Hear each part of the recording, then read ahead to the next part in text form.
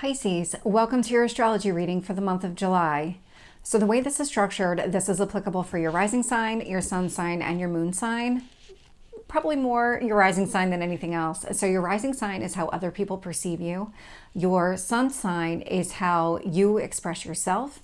And your moon sign is how you process everything emotionally. And so kind of jumping into the energy of the month here, we have our second full moon in the sign of Capricorn. So we just had one on June 21st. We have another one that's going to take place on July 21st. This is very unusual to have two full moons in the same sign. We usually just get one a year. And so with Capricorn energy, there's a real emphasis on your responsibilities, your duties, maybe long-term goals that you've set for yourself, things along those lines where maybe structures that you've put in place in order to achieve some of these goals, all being highlighted with that Capricorn energy. And I'll get into more of the specifics when I get there in the astrology. We also have a lot of retrogrades taking place. So leading up to the start of the month, we already had Pluto station retrograde in the sign of Aquarius. We already had Saturn station retrograde. That just happened on June 29th in the sign of Pisces. Then we have Neptune in Pisces station retrograde this month. And then we also have Chiron in Aries station retrograde. And so kind of kicking off the month is this Neptune station retrograde in the sign of Pisces. So this is going to happen on the 2nd at 6:40 in the morning Eastern time. And so Neptune is the ruler of Pisces. So this is all about your goals, your dreams, the kind of like big picture. These are my ideals. For you, this is sitting in your first house. So this is your physical person. What goals do you have for yourself? How do you want to be perceived by other people? That's how this Neptune retrograde is going to impact you. It's an internal reflection of how do I want to be seen? Probably the most simplistic way of putting it is that. This Neptune retrograde will immediately trine Mercury in the sign of Cancer. And so how you feel about yourself, the way that you want to be seen by other people, it's going to easily blend with whatever you're thinking about from your passion projects. Mercury in Cancer for you is impacting your 5th house of fun. So it's your passions, your hobbies, children, maybe short-term relationships. Mercury in the mix, it's all about conversations that might be taking place. In the sign of Cancer, really understanding the depths of how you feel about all of those topics or maybe specific topics in general. So it's an easy blend of energy here where you're really thinking about who you are, how you want to be seen, and the conversations that you're having in those passion projects or with children. We'll also have Neptune retrograde sextile the moon in the sign of Taurus. And so really thinking about how you want to be seen by other people is creating some sort of opportunity for you to really think about and really feel your communication style, because that moon energy it's your emotions, but it's sitting in your house of communication. So it could be about how you feel about everything. It's in the sign of Taurus, so what it is that you value, maybe communicating what you value here and maybe how it's impacting you emotionally, since that's kind of showing up in two ways. We've got the moon in Taurus in 3rd house. We've got Mercury in Cancer 5th house. That's a lot of communication here. Neptune retrograde will also sextile Uranus in the sign of Taurus. And so if there is something here that you need to change about the way that you communicate so that maybe you're focused more on what you value about yourself, this would be showing up here. Because again, lots of communication taking place as it relates to how you want to be seen. We also have this Neptune retrograde sextile Pluto retrograde in Aquarius. And so for you, obviously Neptune in Pisces is sitting and it's occupying your 1st house. So again, that physical self, how people see you. But the Pluto retrograde in Aquarius, and I'm pointing behind me because it's really your inner self. And so this is an inner self, outer self kind of conversation where however you want to be seen, it's creating some sort of opportunity for you to maybe make some changes internally so that you can kind of be seen the way that you want to be seen. I know it's a lot. I hope that made sense. We also have Mercury entering the sign of Leo on the same day, so just a couple hours after Neptune station's retrograde. So this one happens also on the 2nd at 8:50 in the morning, so 2 hours later, we have Mercury entering Leo. Mercury entering Leo is about very bold conversations here, really maybe stepping outside your comfort zone, saying something here that maybe you were afraid to say in the past. Leo wants you to be assertive. It's the strength card in tarot. It wants you to really dig deep and don't be afraid. Don't be shy. And for you, that's sitting in your 6th house. So this is your daily life. So this is about really stepping out, being bold, having those really maybe tough conversations, stepping out of your comfort zone. So this Mercury in Leo will trine this Neptune retrograde in Pisces. And so stepping out of your comfort zone, really speaking in a very like an assertive leadership type of way, it's going to blend with how you want people to see you. So this feels very much connected to your goals around who you are and who you want to be. Mercury in Leo will sextile the moon in the sign of Taurus. And so it's also kind of being bold in your daily life and really having those types of conversations. Again, might be tough conversations that you're having, things that are just outside of that norm. It's creating some sort of opportunity for you to feel grounded in your communication, really highlighting here. The conversations might be like, this is what I'm focused on, and I don't really need to be bothered with the rest of it. Mercury in Leo will also sextile Uranus in the sign of Taurus. So again, more conversation. So is there something here that you need to discuss? Because stepping out and really having those bold conversations in your daily life, it's also creating an opportunity for you to let go of something here, maybe a way of communicating, or maybe like topics specifically that just don't require your attention anymore because they're done, they're over. You just don't need them. Uranus says, let's get rid of them. Why are we holding on to this? It's not needed. And so it's all meant to kind of help you feel grounded and practical in what you're communicating. Mercury in Leo will also square Chiron in the sign of Aries. And so Chiron is the wounded healer. For you, it's sitting in your house of personal finances. So this would be the money that you already have. And so whatever conversations that you're having on a regular basis, really stepping out of your comfort zone, maybe stepping into some sort of assertive leadership type of role here, it's creating some sort of challenge to healing a wound connected to your personal finances. This is an energy you can work with, but you do have to find a way to work with it. Then we have Mercury in Leo opposite Pluto retrograde in Aquarius. And so these bold conversations that you're having in your daily life, it is opposite whatever it is that you're trying to change internally. That Pluto retrograde is that internal self again. It's your subconscious. It's maybe the way that you talk to yourself. And so there could be an opposition where the way that you're expressing yourself outwardly with other people is very different than how you speak to yourself internally. That would be an opposition. You can find the happy medium here.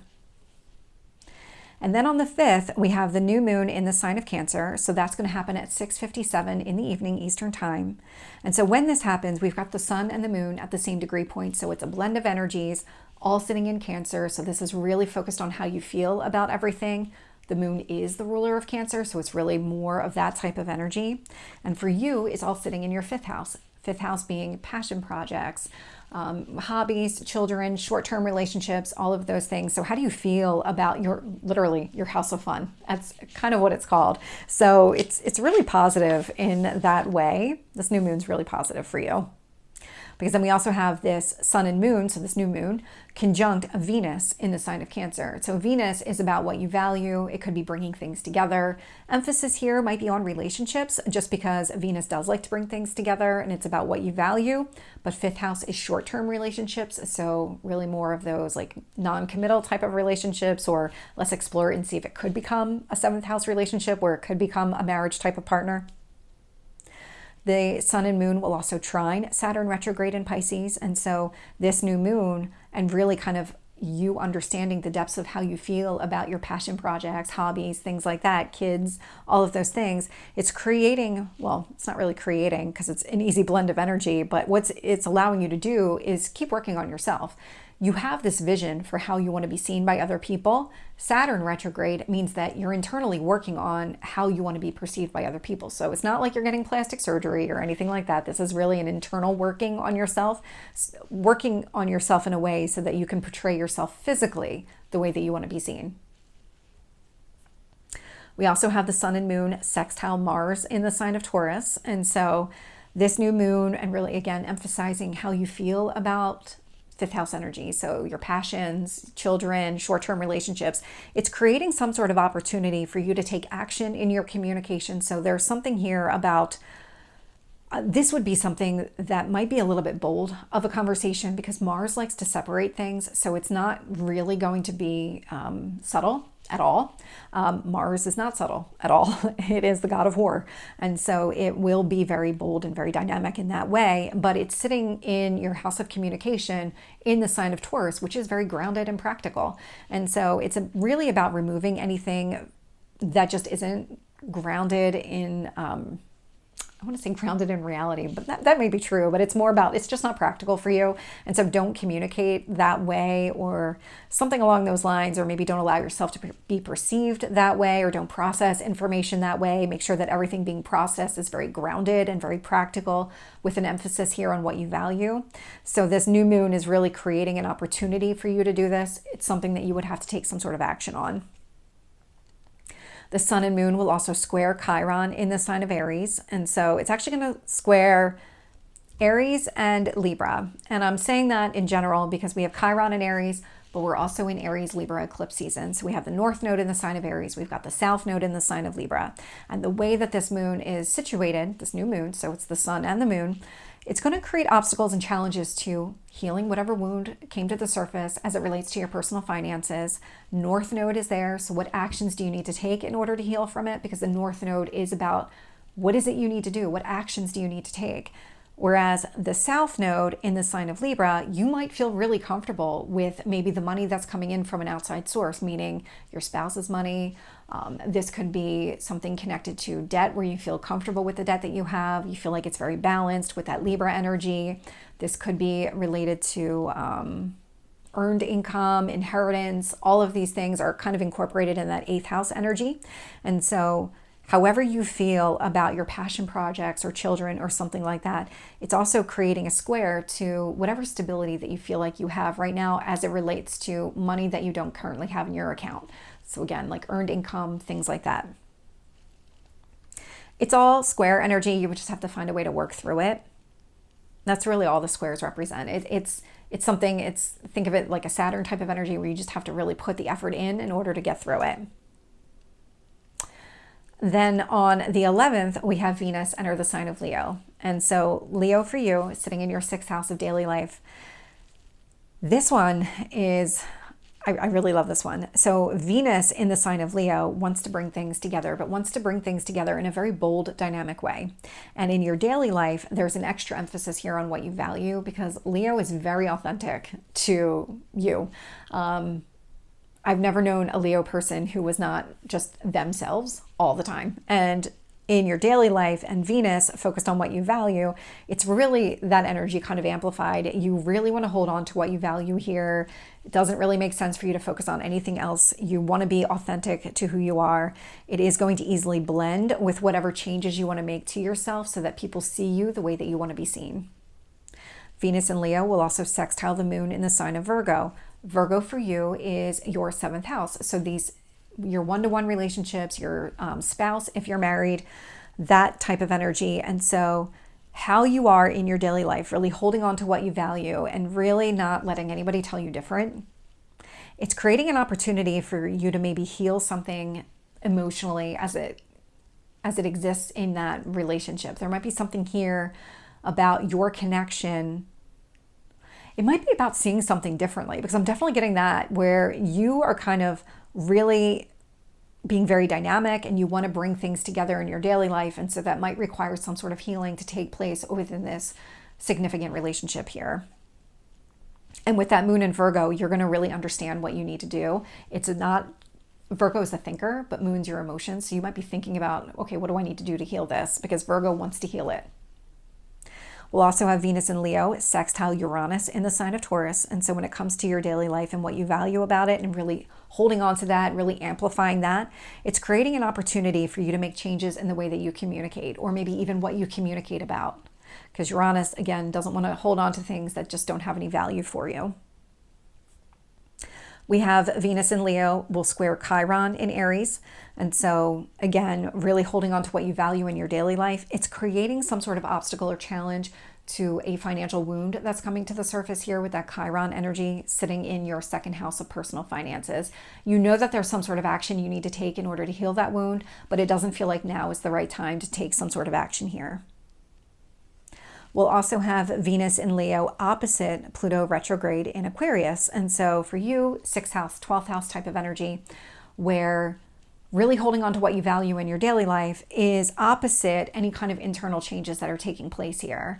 And so this is an opposition. There is a happy medium. You just have to find it. It does require some kind of effort because this is very much a push-pull energy. It might feel more on your daily routines are more important, but then all of a sudden you're focused like, okay, but my internal change is more important. And it'll be that back and forth type of energy until you find that medium.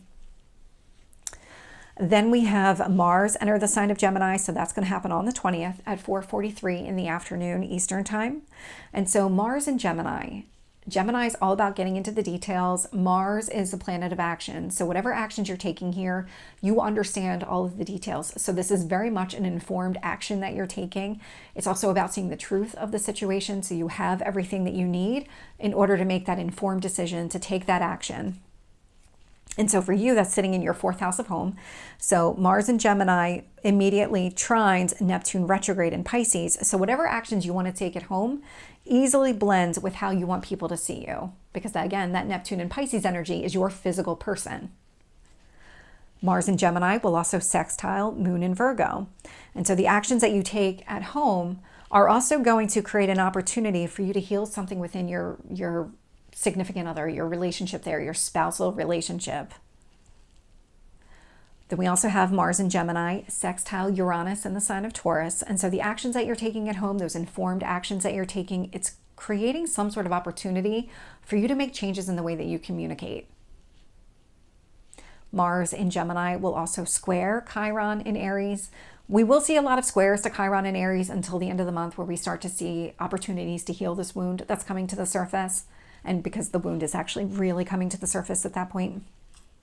But in the meantime, this Mars in Gemini indicates that whatever actions that you're taking from a home environment, whatever it is that you might be getting rid of, because Mars does like to separate things. It's not just about action. It's about, okay, well, let's cut something loose if it's not necessary. It's creating some sort of obstacle or challenge here to heal that wound connected to your personal finances. And then we have Mars and Gemini opposite Pluto retrograde in Aquarius. And so again, the actions that you're taking at home are opposite to those internal changes that you're trying to make for yourself. And again, push-pull energy, you'll be able to figure it out. It just requires some effort.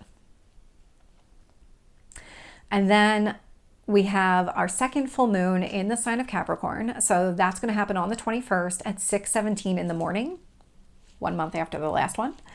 And when this happens, you've got the sun and the moon, they're at opposing points in the sky. So more of that push-pull energy. And for you, this is sitting in your 11th house and it's sitting in your 5th house. So the moon is in your 11th, the sun is in your 5th. So it's how do you feel about your friends, the relationships that you have with those people, and how is that opposite how you feel about maybe relationships with children or your hobbies, things like that. And so they're at odds with each other. And what happens here during the full moon is that the sun and moon will have conversations with the same planets, just in different ways. And so the moon is going to trine Mars and Gemini. And so however you feel about your relationships with your friends easily blends with whatever changes you're trying to make at home. Whereas the sun in Cancer will sextile Mars and Gemini. So how you feel about children or your hobbies, passion projects, it's creating an opportunity here for you to make other changes in your home life. So maybe additional changes are necessary in order for you to be able to do that renovation project or that whatever your passion is. Maybe it's connected to your home, or maybe it's something that you do outside of your home or inside of your home, things like that. The moon in Capricorn will square Chiron in Aries, but so will the sun. So this is one of those unique situations where both the sun and the moon are going to create a square to this Chiron energy, which really just indicates now is not the right time to be working on that wound related to your personal finances. And so how you feel about your friends, how you feel about children, passion projects, all of those things are creating conflict with healing that financial wound. We'll also have the moon in Capricorn trine Uranus and Taurus. And so how you feel about your friendships and those relationships in general easily blends with the changes that are taking place from a communication standpoint. So again, really emphasizing here, holding on to what you value, letting go of everything else. Whereas the sun in Cancer creates an opportunity for more of those type of changes. So how you feel about children or your passion projects creates additional opportunities to get rid of things that just don't have any value anymore. Really from a communication standpoint, so really focusing your communication on the things that matter the most to you, or even just intellectually focusing here on really, if you were to prioritize everything and put a value score against it, really focused on those high scoring items. We also have the moon in Capricorn, sextile Neptune retrograde in Pisces. And so how you feel about your friendships and the relationships that you have there in general, it's creating an opportunity for you to really focus on how do you want to be seen by other people, because this is really, I mean, these people see you well, maybe not every day, but these people see you on a regular basis. They know you. There's something about these people in this relationship that helps you kind of become the person that you want to be able to be seen the way that you want to be seen. We'll have the sun in Cancer trine Neptune retrograde in Pisces. So as it relates to your hobbies or children, maybe even short-term relationships here, it's going to easily blend with how you want people to see you. The moon in Capricorn will also conjunct Pluto retrograde in Aquarius. And so again, how you feel about your friends, things like that, easily blends with whatever internal changes are taking place. There is an easy flow here. In fact, it's so easy that these are actually planets that are really close together. The energy really blends. It's really hard to distinguish the two energies from each other. That's how blended they become. Whereas the sun in Cancer is opposite this Pluto retrograde. And so how you feel about children or your hobbies, your passion projects is opposite the changes that you're trying to make internally. So again, it's an opposition. You would just have to find a way to work through it, because it is going to be that push-pull. And I say that as somebody who was born during the full moon, and so that push-pull is very real, but you can find it. It does take time. And then we have the sun enter the sign of Leo. So that happens on the 22nd at 3:45 in the morning Eastern time. And so the sun is actually the ruler of Leo. And so it's really full of optimism. It's very dynamic. Again, Leo, very authentic, wants to be seen, wants to be out there in the public being seen. And so it's all about being bold. It's about being bold in your daily life, expressing yourself in a way that is very dynamic here. It completely aligns with whatever you have in mind for yourself as far as the way that you want people to see you. So when you think about, okay, this is how I want people to see me, the sun in Leo in your daily life says, okay, well, we're going to fully align with that. It's going to easily flow. You're not going to have to put in any additional effort in order to make that happen. The sun in Leo will also sextile Mars in the sign of Gemini. And so that bold kind of expression of yourself in your daily life, it's creating an opportunity for you to make changes at home. And these would be informed changes that you're making, because again, with that Gemini energy, you have all the facts in front of you, you've processed everything. So it's an informed decision that you're making, and the action based on all of those facts and understanding the truth.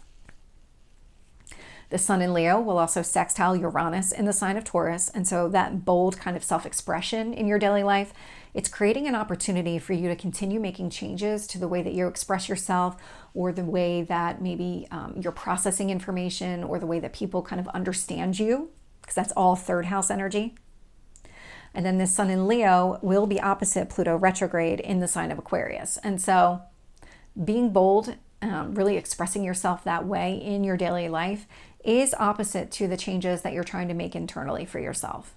And so it's almost like, again, that push-pull energy. But if there's things that you're trying to quietly do behind the scenes, the sun in Leo is really not giving you an opportunity to do that. It's like one or the other. You have to find a way to make that work. And then we have Mercury enter the sign of Virgo. So that's going to happen on the 25th at 6:42 in the evening Eastern time. And so when Mercury enters the sign of Virgo, it's actually the ruler of Virgo. It's also the ruler of Gemini here. So a lot of communication. The difference with Virgo is that there is this healing element connected to it as well. And so thinking about the details, what do you need to do to heal? Virgo in tarot is that hermit card. So it's really taking that step back, thinking everything through. How do I heal whatever is coming to the surface, or whatever it is I need to work on, so that I can kind of move forward here.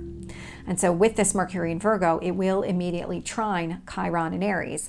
And so when you think about that wound connected to your personal finances coming to the surface, and personal finances could be even just that financial stability that you might be seeking. Mercury in Virgo is sitting in your 7th house. So maybe conversations, healing type of conversations that you're having with your significant other, or those important people in your life, those really kind of key one-to-one relationships. It's going to easily blend with understanding what you need to do in order to heal that wound, that kind of personal finance stability type of wound. Mercury in Virgo will also square Mars in Gemini. And so these conversations that you might be having in those significant relationships, maybe a spouse, something along those lines, it's creating obstacles or challenges to taking any kind of further action in your home environment here. It is something that you can work on if that is something that you feel like is necessary right now. But the emphasis seems to be more on thinking about what do I need to do in order to heal. Because we'll also have this Mercury in Virgo square Uranus and Taurus. And so this is conversation, lots of conversation that's taking place here. So Mercury in Virgo, really thinking through, having conversations with your significant other or those kind of key people in your life. It's creating obstacles or challenges to any kind of additional changes that you need to make in your communication or how people perceive you, maybe how you process things. Again, it's a square, you can work through it. It does require you to actually work through it though.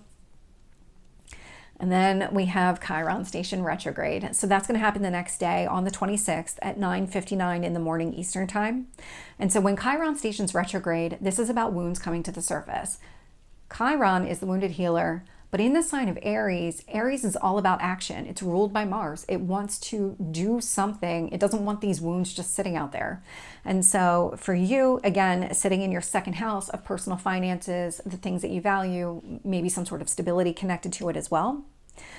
When Chiron stations retrograde, we also have the moon in Aries. And so they're going to be conjunct. It's a little bit further away of a conjunction here, but they will be conjunct. And this indicates that you're going to really understand what you need to do, but emotionally understand what you need to do in order to heal this.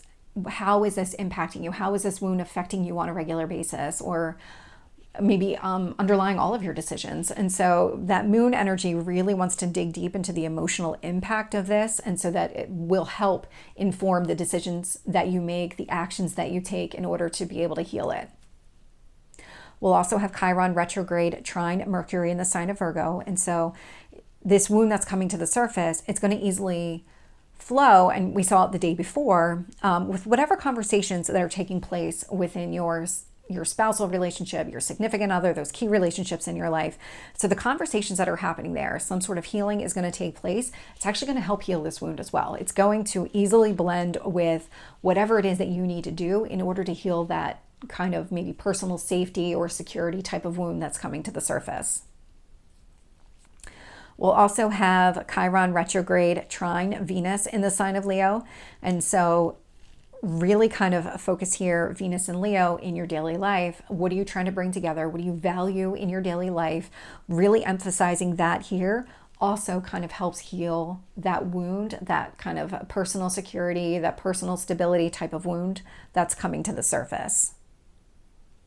And this is the only kind of difficult aspect that happens when Chiron stations retrograde. So when Chiron stations retrograde, there is going to be a square to Pluto retrograde in Aquarius, which indicates that whatever action you need to take to heal this wound connected to your stability, create some sort of challenge to the internal changes you're making. Because again, this is your subconscious. And so this is an energy that you would have to figure out how to work through. Is there something, maybe something that you've always told yourself about your personal finances or your own personal stability that now needs to be revisited? Because Pluto retrograde does focus here on transformation. And so it might be that you need to really think about and work on other changes in order to really be able to heal this kind of stability wound that's coming to the surface. So Pisces, this is your reading. I hope it resonates. If it did, please like, share, and subscribe, and I will see you next time. Take care.